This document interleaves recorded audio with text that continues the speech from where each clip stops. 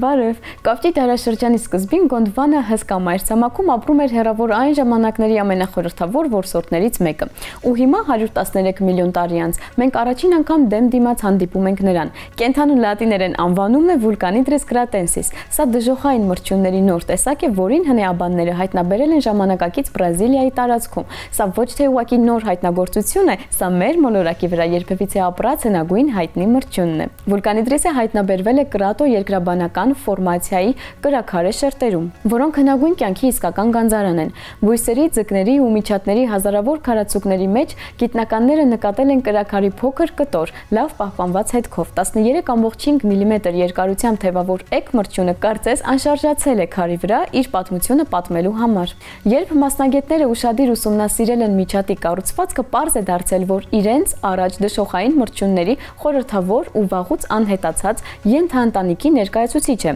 Դժոխային մրջյուններին հեշտ է ճանաչել։ Վախենալու մահիկաձև ծնոտներ, գլխին երկար եղջյուր, ինչի շնորհիվ այս մրջյունները կյանքի պատմության մեջ ամենաանսովոր արարածներից են։ Ի տարբերություն ժամանակակից մրջյունների, որոնք որսում եւ մանրացնում են զոհին հորիզոնական սեղմով ծնոտներով, դժոխային մրջյունները կիրառում էին լրիվ այլ մարտավարություն։ Նրանց հսկայական գերանդիները աշխատում էին ուղղահայաց թակարդի նման, հարվածները սրընթաց էին ու ճշգրիտ, իսկ գլխի երկար եղջյուրը հնարավոր է ծառայում էր զոհին սեղմելու համար, զրկելով նրան փրկվելու հնարավորությունից։ Մինչև հիմա կարծիք կար, որ հնագույն մրջյունները ապրում էին մոտ 100 միլիոն տարի առաջ խիտ արևադարձային անտառներում։ Նրանց հայտնաբերում էին Բիրմայում, Ֆրանսիայում ու Կանադայում։ Սաթի մեջ քարացած։ Սակայն Vulcanhydrus-ի հայտնաբերումը փաստում է, որ այս անսովոր որսորդները հայտնվել են շատ ավելի վաղ ու բնակվել տարածքներում, որտեղ նրանց չէին սպասում հայտնաբերել։ Vulcanhydrus-ը ապրել է պայմաններում, որոնք հեռու էին խոնավ ջունգլիներից։ Կլիմայական ուսումնասիրությունները ցույց են տալիս, որ Կրատոյի տարածքը ավելի շատ կիսաանապատային էր, հազվագյուտ անձրևներով ու ցանցառ բուսականությամբ շրջապատված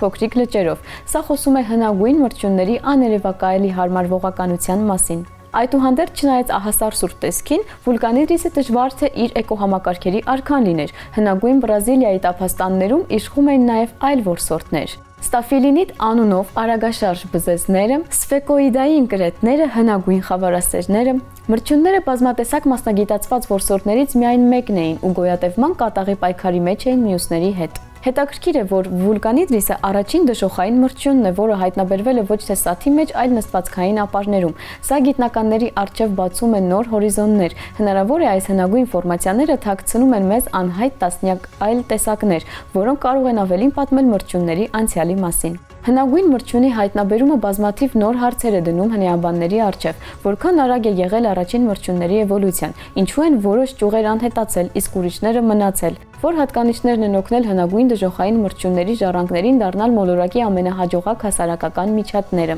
Յուրաքանչյուր նոր հայտնագործություն եւս մեկ փազլ է կյանքի պատմության հսկայական խճանկարում։ Ու այսօր նայելով Vulcanhydrus-ի թողած հետքին, մենք կարծես լսում ենք հեռավոր անցյալի շշուկների արձագանքը, հիշեցումն այն մասին, թե որքան զարմանալի ու բազմադեմ էր կյանքի զարգացումը երկրի վրա, ու նրա մասին, թե ինչքան գաղտնիքներ է թաքցնում ժամանակի քարե տարեգրությունը։